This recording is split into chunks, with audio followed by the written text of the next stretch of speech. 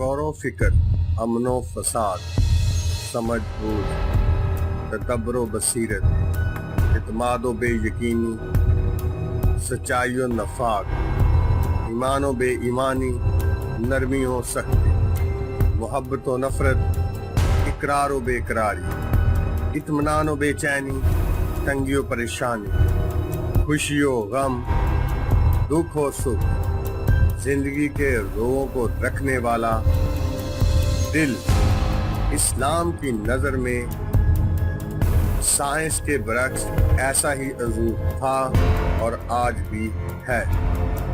आखिर साइंस को कैसे 1400 साल बाद इस बात को तस्लीम करना ही पड़ा, और जानिए ऐसे तमाम सवालात के जवाबात, जैसा कि क्या हमारे दिल को दिल से राह होती है, हमारे जिस्म पर हुक्मरानी दिल की है या दिमाग की, हमारे फैसले दिल करता है या दिमाग, मोहब्बत का घर दिल है या दिमाग।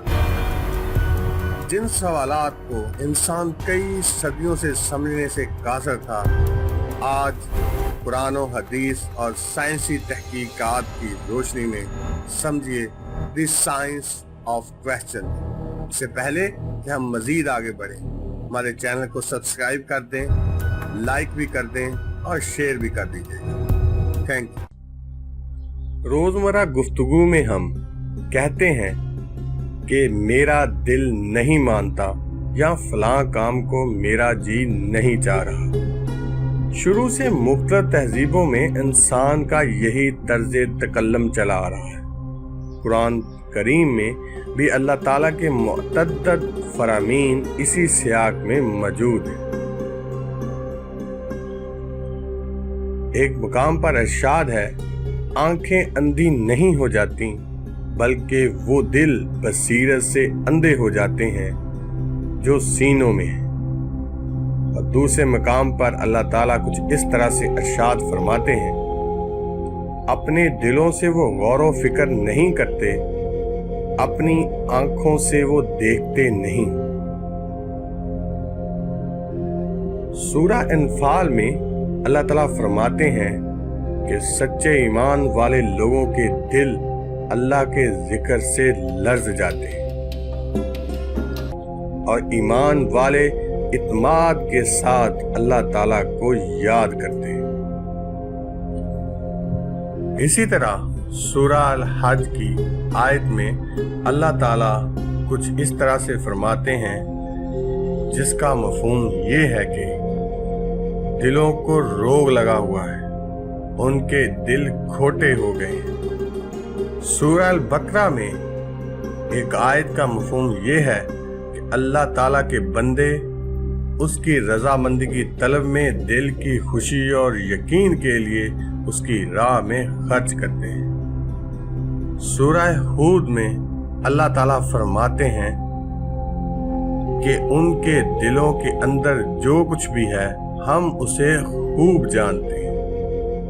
एक और आयत के मफहूम में यह है कि उनके दिलों में बिछड़े की मोहब्बत गोया ऐसे जैसे पिला दी गई। सूरह हूद में अल्लाह ताला फरमाते हैं, रसूलों के सब अहवाल हम आपके सामने आपके दिल की तस्कीन के लिए बयान कर। सूरह यूसुफ की एक आयत में अल्लाह ताला ने दिल ही को बातें बनाने की जगह करार दिया है।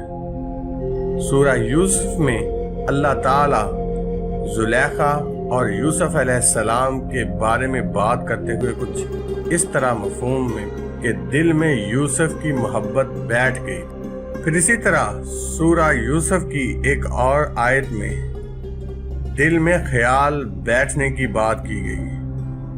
फिर एक और जगह अल्लाह ताला इरशाद फरमाते हैं कि दिलों को तसल्ली और इत्मीनान अल्लाह ताला के जिक्र से ही हासिल होता है। सूरह नहल में अल्लाह ताला दिलों के तंग ना होने की बात भी करते हैं।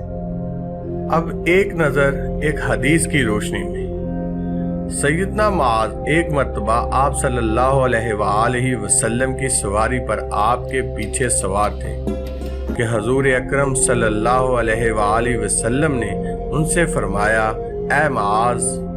انہوں نے عرض کی لبیک یا رسول اللہ صلی اللہ علیہ وآلہ وسلم۔